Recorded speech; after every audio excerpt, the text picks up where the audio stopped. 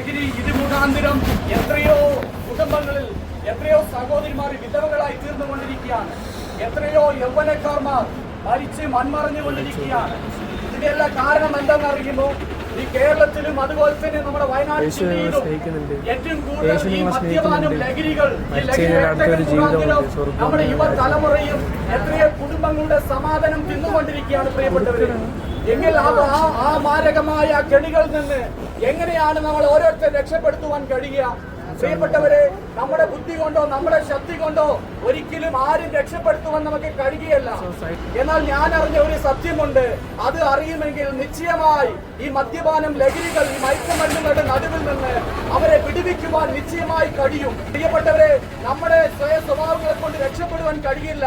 അവൻ യേശു ക്രിസ്തുവിന്റെ സ്നേഹം നമ്മുടെ ഉള്ളിലുണ്ടെങ്കിൽ നിശ്ചയമായി അതിൽ നിന്ന് രക്ഷപ്പെടുവാൻ കഴിയും.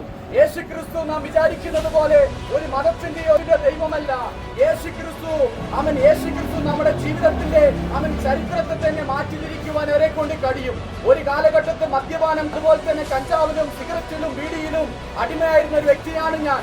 പക്ഷെ എങ്ങനെയാണ് എന്റെ ജീവിതത്തിൽ മാറ്റം വന്നതെന്ന് അറിയുമോ? യേശു ക്രിസ്തുവിനെ കുറിച്ച് അറിയുവാനും യേശു ക്രിസ്തുവിന്റെ സ്നേഹത്തിൽ ഞാൻ ജീവിക്കുവാൻ ഇടയായപ്പോൾ എന്റെ ജീവിതത്തിൽ വലിയ വ്യത്യാസമുണ്ടായി. ഇന്ന് എനിക്കറിയാൻ ഇവിടെ വസനി കാത്തിരിക്കുന്ന എന്റെ പ്രിയപ്പെട്ട സഹോദരന്മാർ അവിടെ വീടുകളിലെല്ലാം വൈകുന്നേരം ആയിക്കഴിഞ്ഞാൽ മദ്യപിച്ചിട്ട് വന്ന മക്കളുകൾ അതുപോലെ മദ്യപിച്ചിട്ട് വന്ന ഭർത്താക്കന്മാർ മുഖാന്തരം ഒരു നേരം തലചായ്ച്ച് ഉറങ്ങുവാൻ പോലും പറ്റാത്തവരാണ് അധികമായിരിക്കുന്നത്. എന്തിനു പറയണം, ഒരു നേരം ഭക്ഷണം പോലും കഴിക്കാൻ കഴിയാത്തവരാണ് ഇരിക്കുന്നത്. പ്രിയപ്പെട്ടവരെ, ഇതിനെല്ലാം കാരണം എന്താണെന്നറിയുമോ? ഇതിന്റെ എല്ലാം ഏക കാരണം മദ്യപാനം ലഹരികളാണ്.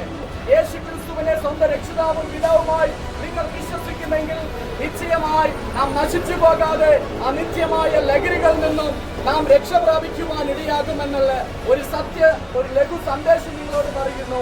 ഇത് കേട്ടുകൊണ്ടിരുന്ന എന്റെ പ്രിയപ്പെട്ടവരോട് ഞങ്ങൾ ഒരു വാക്കു മാത്രം പ്രാർത്ഥിക്കുവാൻ ആഗ്രഹിക്കുന്നു.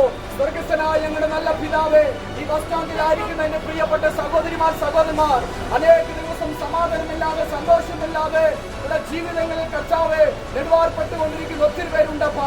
അവരെ നീ തൊട്ട് ഈ അർജുനന് എന്റെ ജീവിതത്തിൽ ഉണ്ടായ വ്യത്യാസങ്ങളെ ഇവിടെ വീട്ടുകൾ നീ കൊടുക്കണമേ എന്ന് ഞങ്ങൾ പ്രാർത്ഥിക്കുന്നു. അപ്പാ, എന്റെ പ്രാർത്ഥന കേട്ട് ഇരിക്കുന്ന സഹോദരന്മാരെ അനുഗ്രഹിച്ചതിനായി നന്ദി. യേശുവിൻ നാമത്തിൽ തന്നെ ആമേൻ. Thank you. God bless U.